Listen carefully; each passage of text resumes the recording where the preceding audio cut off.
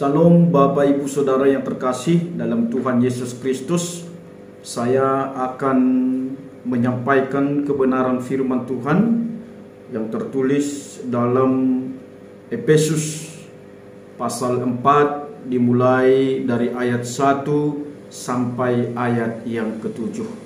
Sebelum saya membacakan firman Tuhan dan menyampaikan firman Tuhan, mari kita bersatu di dalam doa. Bapa Surgawi, terima kasih buat kebenaran firman-Mu. Urapi kami dengan kuasa Roh Kudus-Mu, agar kami dapat mengerti akan kebenaran firman-Mu dan dapat melakukan dalam segala kehidupan kami. Di dalam nama anak-Mu Tuhan Yesus Kristus kami telah berdoa. Amin. Bapak Ibu Saudara yang terkasih dalam Tuhan Yesus Kristus, saya akan membacakan firman Tuhan yang tertulis dalam Efesus pasal 4 dimulai dari ayat pertama sampai ayat yang ke-7. Demikianlah firman Tuhan. Sebab itu aku menasihatkan kamu, aku orang yang dipenjarakan karena Tuhan, supaya hidupmu sebagai orang-orang yang telah dipanggil berpadanan dengan panggilan itu. Hendaklah kamu selalu rendah hati, lemah lembut dan sabar. Tunjukkanlah kasihmu dalam hal saling membantu, dan berusahalah memelihara kesatuan roh oleh ikatan damai sejahtera, satu tubuh dan satu roh, sebagaimana kamu telah dipanggil kepada satu pengharapan yang terkandung dalam panggilanmu, satu Tuhan, satu iman, satu baptisan, satu Allah dan Bapa dari semua, Allah yang di atas semua dan oleh semua dan di dalam semua. Tetapi kepada kita masing-masing telah dianugerahkan kasih karunia menurut ukuran pemberian Kristus. Bapak Ibu Saudara yang terkasih di dalam Tuhan Yesus Kristus, firman Tuhan bagi kita dengan tema yaitu hidup dalam kesatuan roh. Bapak Ibu Saudara yang terkasih, Paulus mau memberikan nasihat kepada jemaat Efesus pada saat itu agar mereka hidup di dalam kesatuan roh. Mereka harus memiliki kesepadanan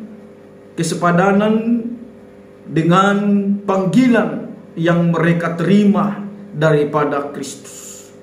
Paulus mau mengatakan seperti apa yang dikatakan dalam ayat pertama. Sebab itu aku menasihatkan kamu, aku orang yang dipenjarakan karena Tuhan, supaya hidupmu sebagai orang-orang yang telah dipanggil berpadanan dengan panggilan itu. Kita tahu bagaimana Paulus ketika dia terpanggil menjadi rasul pada saat itu, dia memiliki semangat untuk menyampaikan kebenaran firman Tuhan dan memperlihatkan buah daripada panggilan akan dirinya untuk menyampaikan kebenaran firman Tuhan, sehingga apapun yang terjadi dia tetap setia dan taat untuk menyampaikan kebenaran firman Tuhan. Dan ini adalah merupakan apa yang dikatakan berpadanan dengan panggilan terhadap dirinya. Demikian juga jemaat Efesus pada saat itu, kiranya apa yang mereka lakukan dalam kehidupan mereka sehari-hari itu adalah merupakan buah daripada kesepadanan panggilan terhadap mereka sebagai orang yang percaya kepada Kristus, sehingga mereka hidup dalam kesatuan roh. Bapak Ibu Saudara yang terkasih, memang kita lihat bagaimana tantangan pergumulan gereja dan umatnya dalam gereja mula-mula ini juga tidak terlepas daripada pergumulan. Perjalanan gereja dan umatnya pada gereja mula-mula tidak terlepas daripada pergumulan. Maka ada para teolog mengatakan makin dibabat makin merambat. Itu adalah tantangan dari luar gereja. Dan bahkan dalam konteks kita ini, pergumulan gereja mula-mula ternyata ada juga dari dalam gereja, Artinya di situ dalam gereja itu juga ada sesuatu hal yang membahayakan persekutuan mereka pada saat itu, yang membahayakan kebersamaan mereka pada saat itu. Bapak Ibu Saudara yang terkasih, pergumulan gereja mula-mula tentang hidup dalam Kristus sangat berharga bagi gereja pada saat ini, sehingga keberadaan gereja sebagai tubuh Kristus akan tetap eksis meskipun berada di zaman dan tempat berbeda. Maka bisa itu juga merupakan suatu pembelajaran bagi kita di gereja kita pada saat ini, ya. Karena di antara gereja-gereja yang ada di dunia ini juga, ya, memang ada banyak perbedaan. Tapi mari dalam satu roh kita tetap sama memuji dan memuliakan Tuhan. Secara khusus khotbah ini mau menekankan mengenai penguatan persekutuan, ya, yang dimulai dari diri masing-masing dan kemudian harus ditunjukkan secara bersama-sama oleh gereja yang telah dipersatukan dalam roh Tuhan. Jadi artinya di situ mari ya, secara pribadi dulu kita persiapkan, kita hidup dalam kebenaran firman Tuhan, kita hidup sepadan dengan panggilan kita sebagai orang percaya, karena menjadi orang percaya kepada Kristus itu adalah anugerah. Maka mari di dalam semua itu kita tunjukkan mulai dari diri kita masing-masing, kemudian harus ditunjukkan secara bersama-sama oleh gereja yang telah dipersatukan di dalam roh. Bapak Ibu Saudara, karena itu Paulus menasihatkan jemaat yang ada di Efesus dan kita juga yang sudah mengaku percaya agar hidup kita tetap ya mendengarkan atau mempermuliakan atau sesuai dengan panggilan Tuhan yang sudah kita terima. Maka saudara yang terkasih, mari, inilah yang dinasihatkan oleh Paulus kepada jemaat Efesus, kepada kita pada saat ini, agar ya kita yang sudah mengaku percaya, agar hidup kita tetap memerlukan ataupun mendengarkan atau mencerminkan panggilan Tuhan yang telah kita terima daripada anugerah daripada Tuhan.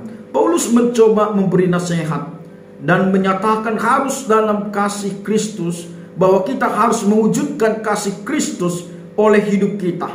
Hal ini hanya bisa dicapai sepenuhnya ketika umat Tuhan bersatu. Maka saudara yang terkasih, mari ya, di tengah-tengah kita memang ada perbedaan. Pemberian Tuhan kepada kita pun pasti berbeda-beda. Tapi walaupun berbeda-beda, tapi tujuannya sama, yaitu agar kita satu di dalam memuji dan memuliakan Tuhan.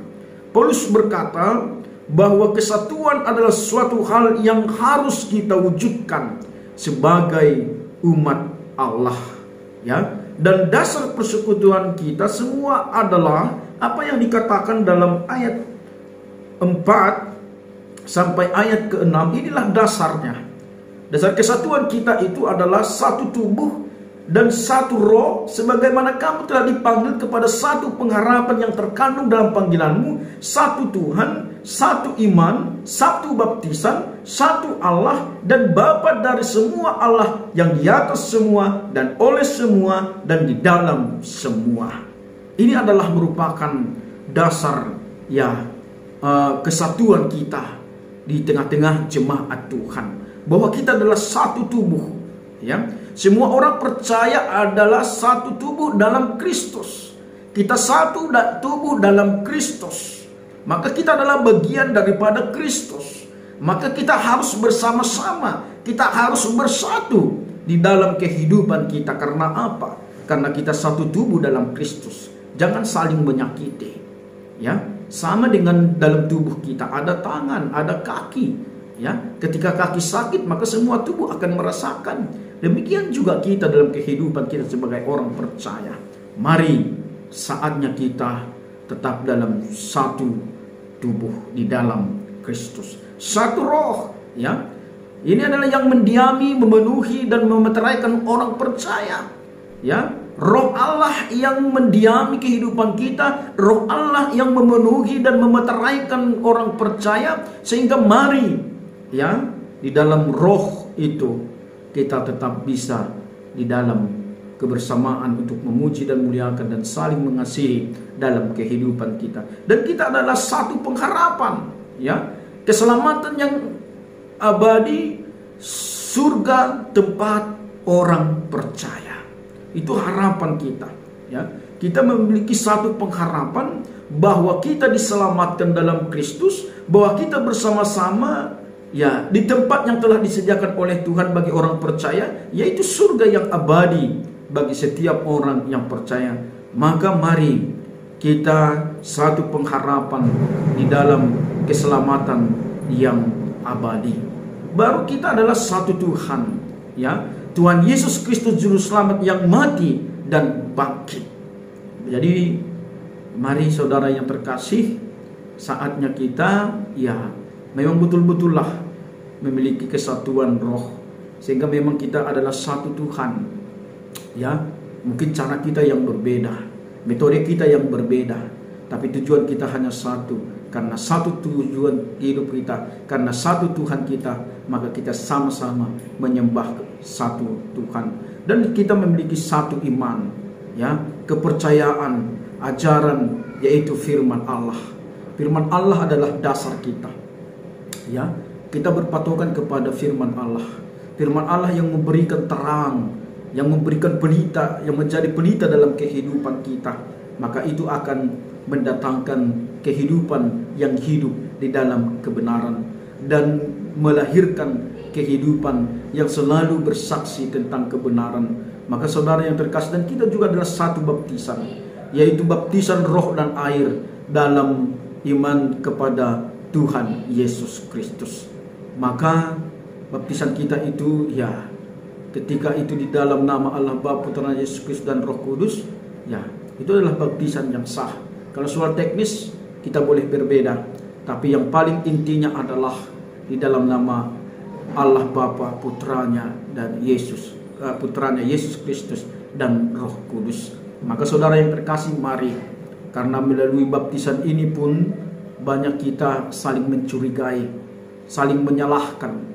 Seolah baptisan di gereja ini benar, baptisan di gereja sana salah.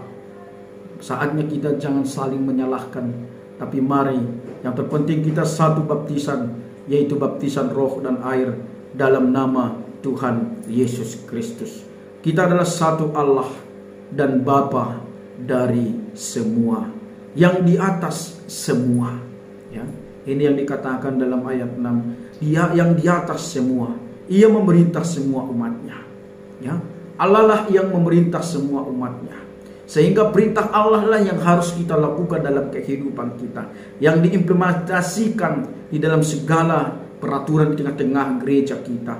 Maka mari, ya, yang dikatakan dalam ayat 6, ya, yang di atas semua, yaitu Ia yang memerintah semua umatnya oleh semua, ya. Ia bekerja melalui semua orang percaya, ya. Semua kita dipakai untuk menyampaikan kabar sukacita itu.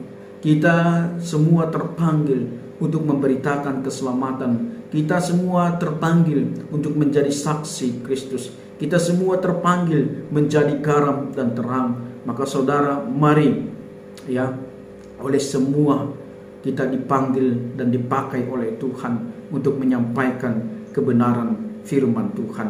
Di dalam semua, ya, Ia mendiami semua orang percaya.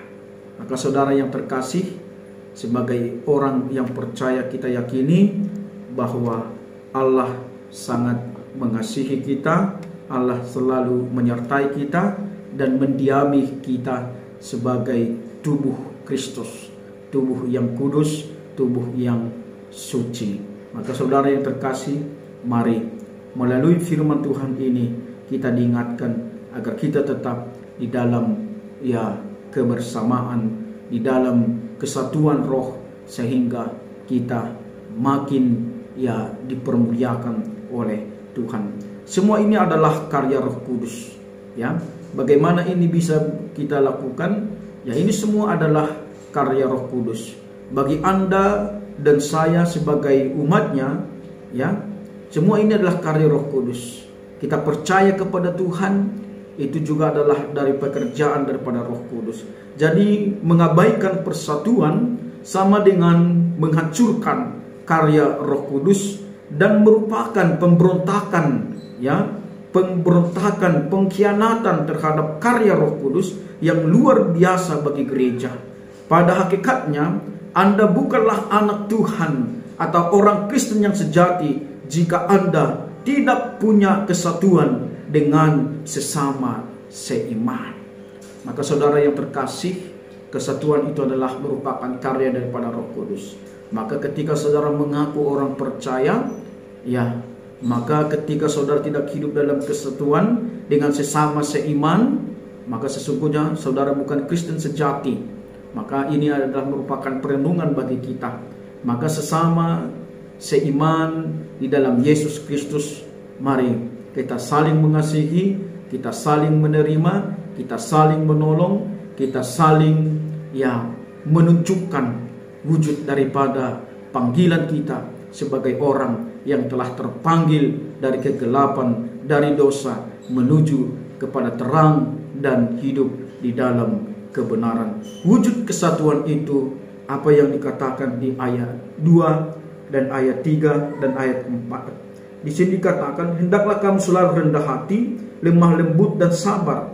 Tunjuklah kasihmu dalam hal saling membantu dan berusahalah memelihara kesatuan roh oleh ikatan damai sejahtera, satu tubuh dan satu roh, sebagaimana kamu telah terpanggil kepada satu pengharapan yang terkandung di dalam panggilanmu.